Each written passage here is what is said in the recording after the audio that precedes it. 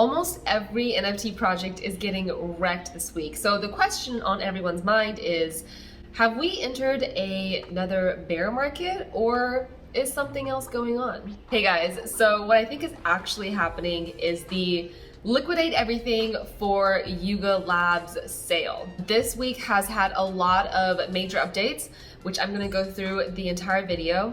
And the biggest one of which is that Yuga Labs finally announced further details for their mint sale this Saturday. This is the Otherdeed Meta, which is the official Twitter handle, and they tweeted that the adventure will begin on 4:30 at 12 p.m. ET, only on otherdeed.xyz. The catch here is that the KYC on somethingIsBrewing.xyz was to participate in the mint. So meaning if you did not KYC, you cannot mint. And then they confirmed the rumors that the mint is exclusively in ApeCoin, but that you'll need some ETH for gas. As for the Bored Apes and Mutant holders, they have up to 21 days to claim for free without KYC and just pay gas for their share of the other side. And they also noted that whatever ApeCoin is earned from this auction will be locked up for 1 year, meaning no selling and no voting with the ApeCoin DAO either. And they mentioned that there's not going to be any contests or giveaways,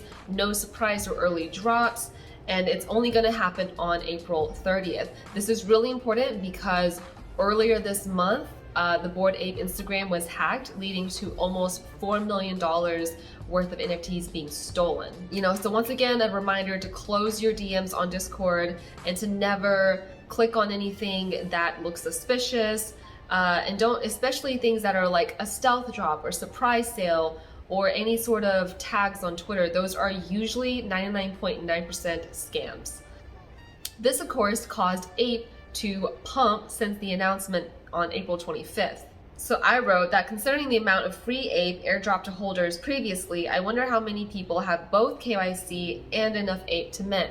They haven't announced the starting DA price, which is the Dutch auction, meaning that they're going to start at a certain price and it's going to incrementally lower until it gets to a final resting price.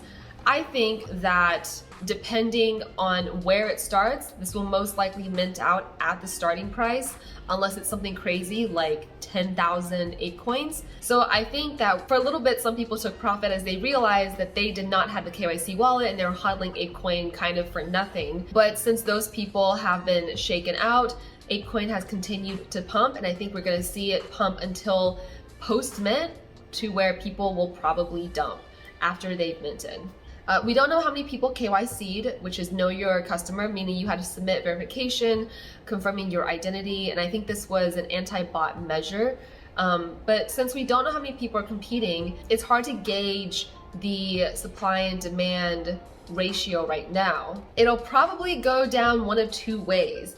Ape pumps until Saturday, and then it'll dump after mint. The secondary sales of this NFT most likely land is probably going to be an ETH, and it'll probably 2 to 4x within a day or two, if not a few hours.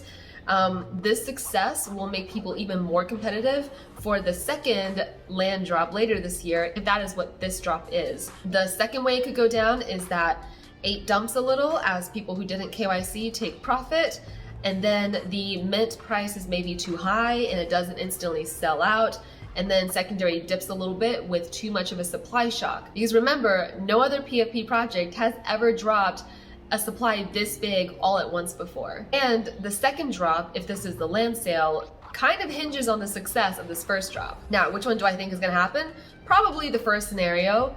Just judging by Yuga Labs' track record, it seems like everything they touch turns to gold. And at this point, I'm not one to fade Yuga. Now, in other events, if we zoom out to look at the global macro scale, you can see that your future self will thank you for hitting that like and subscribe button, and that also some people are scared of recession, and risky liquid JPEGs are the first things to go. So that could also have like a macro scale effect on the current market, in addition to everyone liquidating for this Otherdeed mint sale on Saturday. Now, if we look at the Fear and Greed Index, which is usually a good indicator of crypto market sentiment analysis, We are in extreme fear, and we're increasingly going to extreme fear since last month when we were at Greed. This is usually a good time to buy dips on blue chip projects. So that's another good reason to always have some liquidity on the side. Also this week, Gary Vee dropped his second collection called VeeFriends 2, and it's a collection of 55,555 pieces.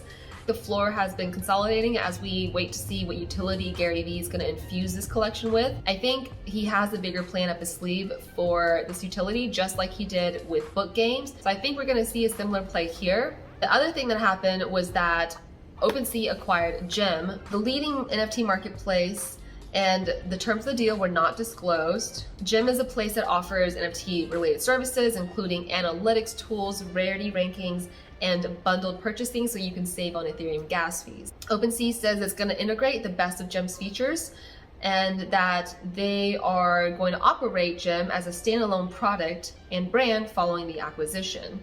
They also said that Nesso, who was later to be revealed as British Twitch streamer Josh Thompson, is not affiliated with OpenSea and never will be, because on April 16th he was dismissed from the team for a history of sexual assault allegations. And if you want to kind of look at the overall market analysis, then you can find that out on my NFT live stream every Tuesday at 10 a.m. PST.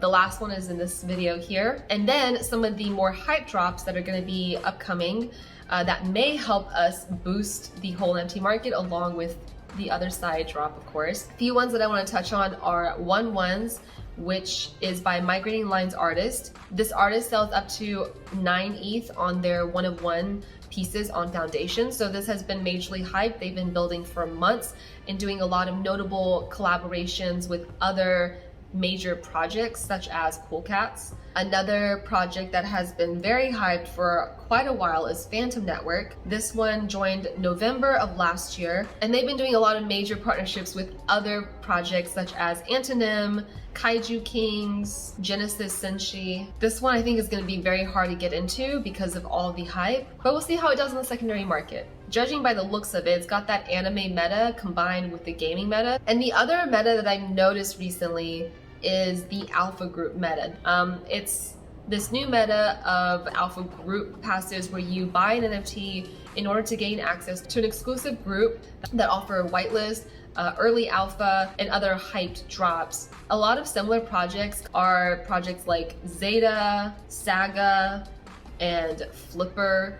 So now that we've caught up with this week in NFTs, you can see why the other side mint may be the biggest opportunity to join the Yuga Labs ecosystem. I hope you found it helpful. Thanks so much for watching, and I will see you in the next one.